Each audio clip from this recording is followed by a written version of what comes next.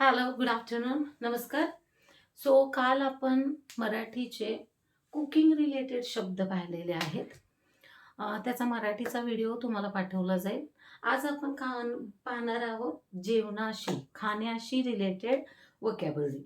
See guys, every day you have to see the video. It will help you to develop your vocabulary. जर तुम्ही तुमचे verb develop करत नाही तोवर तुमचं इंग्लिश इम्प्रूव्ह होणार नाही. आणि अगदी छोटे छोटे वर्ब्स आपल्याला माहीत नसतात. हेच व्हिडिओ मी हिंदीमध्ये सुद्धा ट्रान्सलेट करत आहे. हेच व्हिडिओ तुम्ही मराठीमधून सुद्धा पाहू शकता. Yes, so let's start now today's video. So eating related verbs. First, eat. Eat means obviously खाणे. Next, aroma. अरोमा, वास. येस, पण अरोमा म्हणजे खाण्याचा वास. नेक्स्ट, एखाद्या फुलाचा किंवा एखाद्या परफ्यूमचा वास घेतलं तर त्याला म्हणतात फ्रेग्रन्स. त्याला म्हटलं जाईल फ्रेग्रन्स. पण तिथे जर घामाचा किंवा असा कसा घाण असा वास येतो, that is called smell. See, अन्नाच्या वासाला अरोमा, फुलाच्या वासाला फ्रेग्रन्स. त्याचबरोबर जर थर्ड घेतलं तर कुठला तरी असा घाण किंवा घामाचा वगैरे वास आला तर त्याला म्हणलं जाईल स्मेल किंवा ऑडियर. सेम किंवा स्मेल किंवा odour. Next then morsel. Morsel, आपण जो घास घेतोय त्या घासाला आपण म्हणणार मॉर्सल. मॉर्सल. नेक्स्ट, त्याला आपण बाईट सुद्धा म्हणू शकतो. Yes, take a bite. Bite. Next, meal. Meal म्हणजे आपलं जेवण जे ताटामध्ये आहे, भात, चपाती, भाजी, that is called meal. Next and sip. Sip म्हणजे घोट, एक एक घोट. येस, सिप म्हणजे आपण जो पाण्याचा घोट घेतोय that is called sip. Next, lick. Lick म्हणजे चाटणे. येस, मध असेल, आईस्क्रीम असेल, that is called lick. And suck. बर्फाचा गोळा, ते आपण काय करतो, सक. त्याचबरोबर लहान लहान मुले त्यांचा अंगठा चोखतात, त्याला म्हटलं जातं सक. सक मीन्स चोखणे.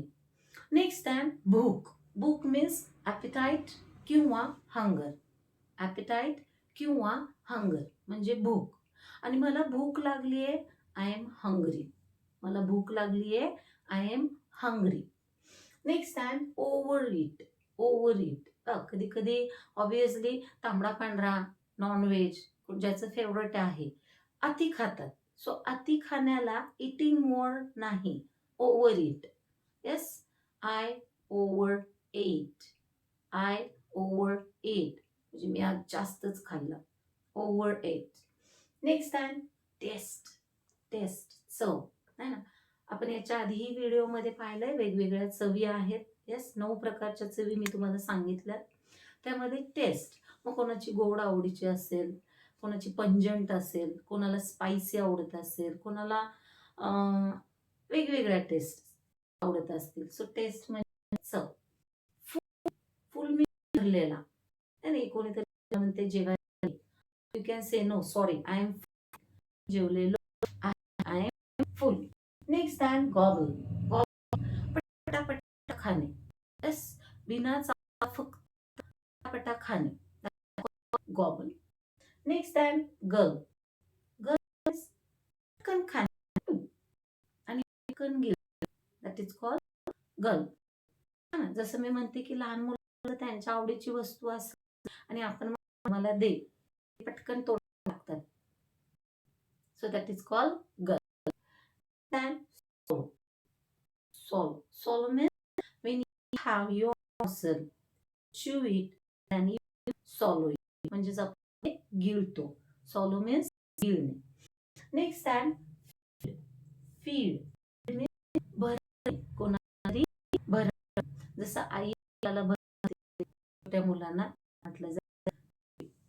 Next time means टपकणे.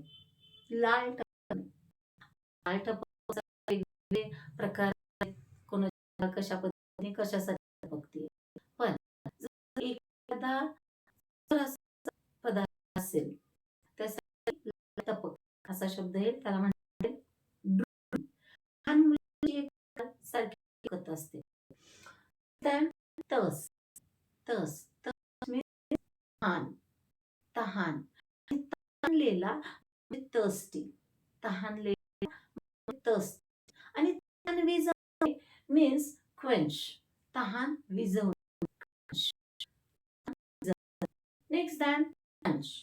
मंच. मंच म्हणजे तोंडाला आवाज करत खाणे. Like this. दॅट इज मंच. त्याला तुम्ही क्रंच सुद्धा म्हणू शकता. मंच और क्रंच. निबल.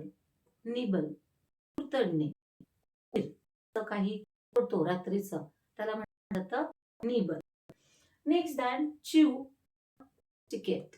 च्यू और टिकेट. च्यू म्हणजे साप. जो घासून खाल्ला. Morsel you have taken that we need to once more we can see again.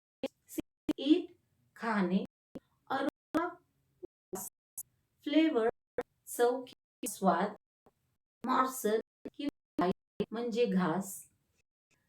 meal म्हणजे जेवण. sip म्हणजे घोट. lick म्हणजे चाट. suck म्हणजे चोखणे. appetite किंवा hunger म्हणजे भूक. eat म्हणजे भरलेला किंवा जास्त खाल्लेला. टेस्ट म्हणजे चव. फुल म्हणजे भरलेला, पोट भरलेला. गॉब म्हणजे पटापट खाणे. गल पटकन खाणे. सॉल्व गिळणे. फीड भरवणे. फुल लाल टपकणे.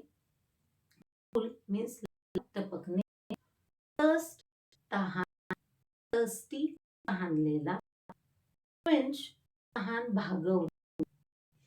मंच आवाज करत खाणे. म्हणजेच आवाज करत खाणे. निबल कुरतड किंवा sound.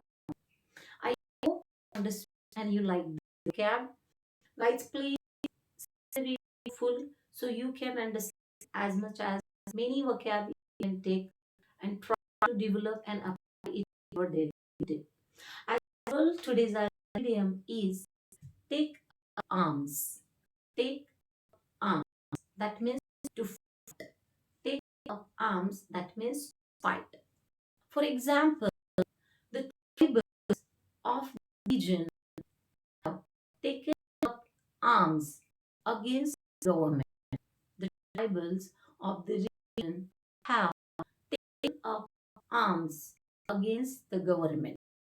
Yes, so guys, for this, and as well as I am sending my some games and verb on Instagram also. For that, follow me on this Instagram ID so you can other idioms as well as verb. I hope you like the video. If you like the video, please subscribe the channel and press the bell icon for all notifications. So you will get all notifications. Miss it, please like the channel. Thank you so much.